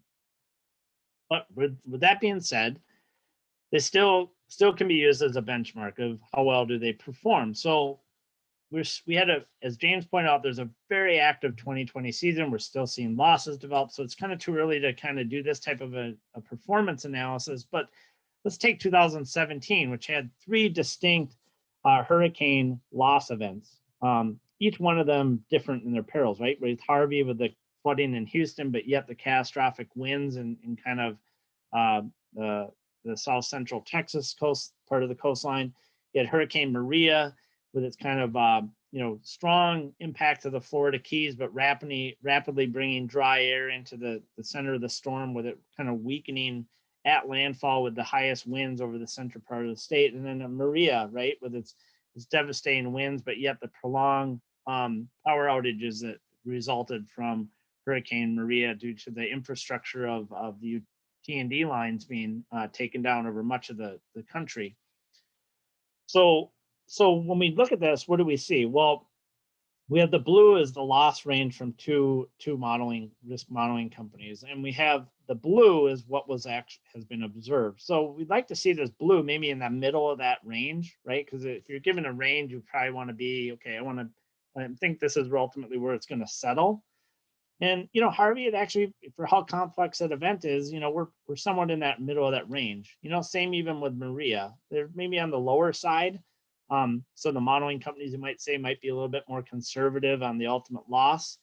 Now on Irma, we're definitely, we didn't see as much, we haven't seen the development in terms of the overall loss. So, yeah, okay, they performed okay, but again, catastrophe risk models are not built for real-time events. So what is another way we can validate the loss? Well, another way I like to look at it is by looking at taking the modeled industry exposure and the expected average annual loss from a catastrophe model, and doing a validation exercise to carry that out against the industry observed loss. Now, our severe convective storm models really haven't changed at all since 2013. So we can start since 2013, we can take two catastrophe risk model companies here in green and red, and we can take the average annual loss and accumulate that over time, because the average annual loss is something that you would expect is the average annual loss over a basically over a longer time period, right? There's going to be year-to-year fluctuations in that, but you'd expect the average annual loss to kind of keep up with what the industry loss would be over that same given time, which is here in the blue. So they start in over time, you're going to see some year-to-year variability in the observed loss. But over time, is the average annual loss accumulation keeping up with what is observed in the industry loss? And here for the US view, for all lines of business, we'd have to say that, yeah, there's year-to-year variability. And for a while there, the models were doing fairly well of keeping up, right? Because some years it was higher and some years it was lower. But overall, in the last couple of years, there's now a trend where model loss is not keeping up with what is observed in terms of the observed average annual loss. And to be fair here, we're dealing with industry data that's high level aggregated, and each individual portfolio is going to perform much differently. But this is just, again, we perform this at BMS for individual clients and helping them understand, okay, well, do you want to use a blended approach, or what model maybe is performing the best for your particular portfolio? Now, if we take the PAMIC Mid-Atlantic states that include Ohio, Michigan, Maryland, New Jersey, New York, West Virginia, Virginia, what do we see? We see a little bit different picture, right? We're starting to see now that the average annual loss from the modeling companies, there's a little bit of divergence between the two models, but yet we see that overall that one model is kind of over predicting the expected loss by the industry, and the other model is kind of under predicting that. I mean, for a while there was actually, both models were over predicting. So, in this case, do you want to use a blended approach? But for the most part, do we have a lot of confidence in that overall model performance? And we'd say, well, for the most part, the model seems to be over predicting what we would expect in terms of loss. Now for Pennsylvania, what do we see? Pennsylvania is a little interesting, right? Because we had a very high loss year in 2014. And what drove 2014, as you might remember, the Reading hail event, right? So we had a very large loss year. But again, the average annual loss should equal out over time. That's the whole point of this analysis is, so, and we see that. sure enough, the modeling companies slowly crept up in terms of that average annual loss to the industry, and they were fairly on par. But over the last couple of years, again, we see a trend where the observed losses are now falling behind in terms of the state of Pennsylvania, for whatever reason, more severe losses. But the point here is the models, there was a trend, or they didn't do a very good job of predicting those events, and we're seeing that kind of show up again in the data. Now here we've actually taken it and broken it down by peril a little bit more, and we see that the perils actually are showing, or by line of business, I should say, personal lines, we're seeing very something similar to the industry. Now for commercial, one model we see is just basically out to lunch in terms of over predicting what the industry loss should be for commercial lines, and the other model is maybe a little bit closer, but has kind of fallen a little bit out of line over the last couple of years. In auto, I mean, it's just don't use a catastrophe risk model for auto. I mean, that's how what it boils down to. They just do, the performance just isn't there on the average annual loss basis. So that's just one way to determine, in a simplistic way of determining, okay, well, how well does a model perform? There's many other different ways to do this. As I mentioned, each individual portfolio is going to perform differently than the industry. But again, we this is a great exercise to carry out, and I don't think we do it as an industry enough. Now let's shift gears a little bit and talk a little bit about wildfire and the first generation of, really what I'm calling the first generation of wildfire models. And you might say, and James touched a little bit about this in his talk, wildfires, should be a risk, and it should be on the radar for the Mid-Atlantic. And why is that? Well, let's just kind of focus in on the Gatlinburg. If we remember back to 2016, we had the Gatlinburg fires just after basically the Thanksgiving period. And the catalyst of really this event was, extreme drought conditions, basically over the Great Smoky National Park, right? And when combined that with a busy tourist season, right after basically the Thanksgiving holiday, you had a scenario where you had, foliage was falling off the trees, you had dry conditions due to the drought, and you had a wildfire, a fire, human-caused fire start. And, obviously the resources in the Great Smoky Mountains are not nearly like they might be in the Western United States, but actually this fire was actually fairly under control for about 2 days. But then atmospherically, it became very windy. And the wind basically is a fuel for a fire and fire propagation. And that fire, then moved rapidly, basically in one day into Gatlinburg, and created about $2.3 or $2.6 billion worth of damage today. And this is not necessarily, the Western United States where we'd expect to see this. And it should be a kind of a wake-up call for other areas of the country. And because we're seeing more and more catastrophic wildfire events, and because of that, we're actually seeing an unbelievable amount of vendors move into this space. I count basically 13 and growing different types of tools that the insurance industry can use to better understand wildfire risk. 13 vendors, that's more than hurricane, that's more than severe convective storm. I mean, there's a flood of new data and new technology going into this space to understand wildfire risk. And this is a great opportunity to, one, understand the science and what differentiates each one of these models, but also then start to critique this and understanding, who's right and who's potentially wrong. But, the risk here is defined by, the ultimate wildfire potential. And this is just one hazard map that we use. And if you look at this in the Eastern United States, for the most part, and I've just included, the small portion down here around Gatlinburg and the Great Smoky National Park, right? And the risk here is not terribly high, right? I mean, for the most part, it's low to moderate, type of risk in terms of wildfire potential. And that's very similar to much of the areas of Pennsylvania, right? I mean, if you've driven through Pennsylvania and you've been to, you know, the Poconos and, you know, that area, I mean, it's very, you know, reminiscent maybe as some parts of Gatlinburg, if you've been there, right? Or just outside of State College, right? Like where I was last year visiting. I mean, I was thinking, I'm like, you look up the foothills, I mean, there's forest right there. And maybe on a windy day, you know, in the right conditions, you know, fire can propagate pretty far.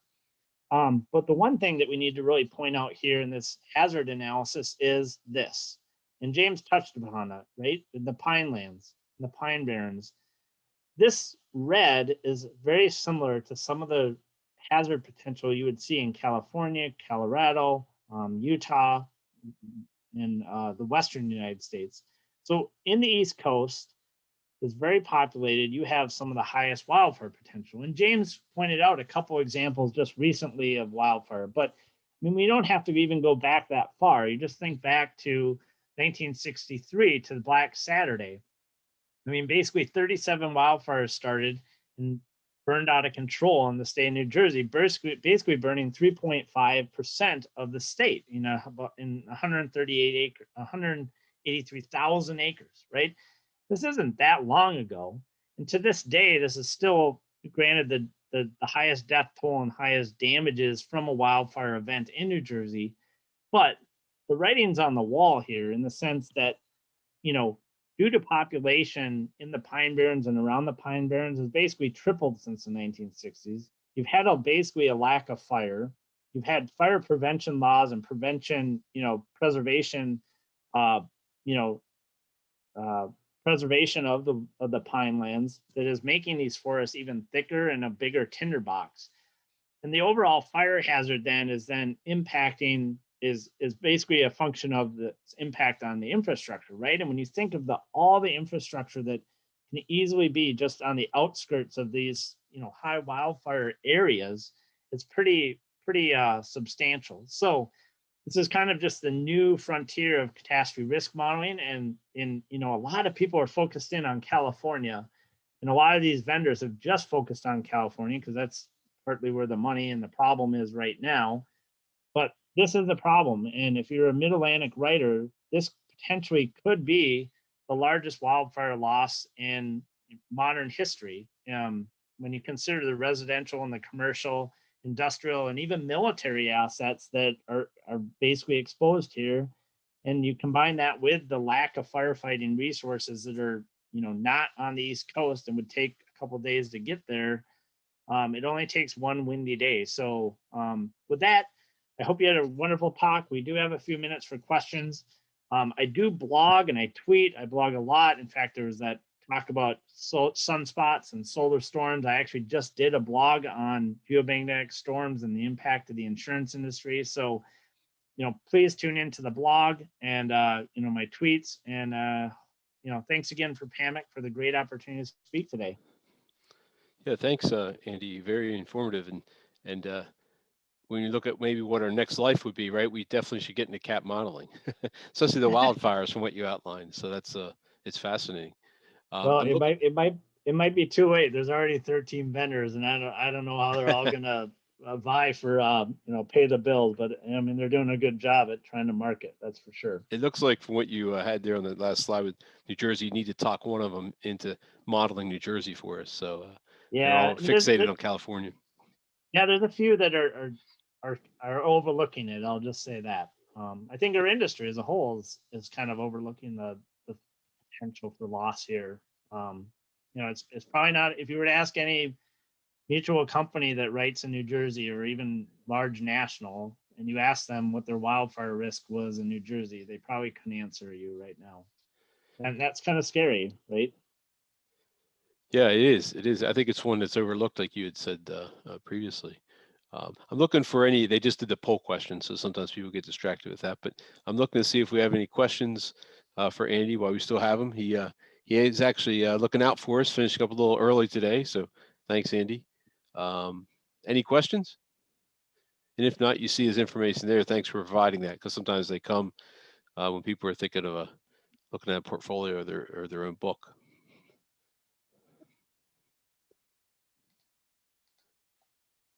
So I don't see any coming, Andy. So with that, we'll close Yeah. out. Thank you again for worries. your time today and then sharing the knowledge on the CAP modeling piece. We appreciate it.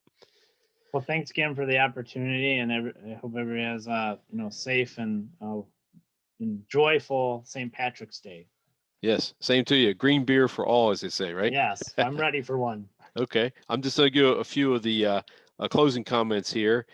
Just a reminder for everyone that tomorrow's session begins at 10 o'clock, and it will be sent directly, the link in order to log in like you saw today will be sent to everyone who registered. If you have problems, again, reach out to Brittany that we at PAMIC that we spoke about earlier. We'd like to thank all of our sponsors that you saw that were kind enough to participate and support this educational endeavor. And also the committee members that we mentioned in the morning. So no other closing remarks for me. Just other than thanks for participating in a virtual world. And it looks like we kept most of our participants throughout the whole day. So that's great. And we hope everyone returns tomorrow. So with that, we can adjourn. And we'll tune in tomorrow at 10 o'clock for the next session. Thanks, everyone. Thanks again, Andy.